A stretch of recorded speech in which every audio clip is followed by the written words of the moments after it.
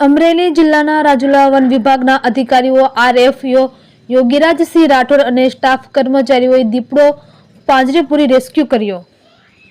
થોડા દિવસો પહેલા રાજુલા ભેડા રોડ પર છતડિયા ગામ પાસે આવેલ મહાત્મા ગાંધી ચેરિટેબલ ટ્રસ્ટ નિઃશુલ્ક હોસ્પિટલના બીજા માળે દીપડો આવી ગયો હતો, પણ વન વિભાગ જાણ થતાં ટીમ પકડવા માટે પહોંચી ગઈ હતી, પણ દીપડો ત્યાંથી નીકળી ગયો હતો, હાથ આવ્યો ન હતો।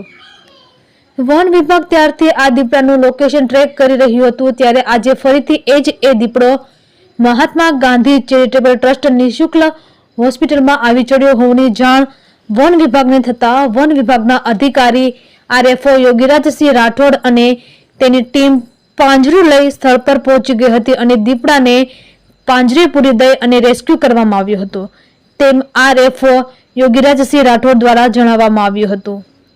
રિપોર્ટર મનીષ મહેતા, રાજુલા।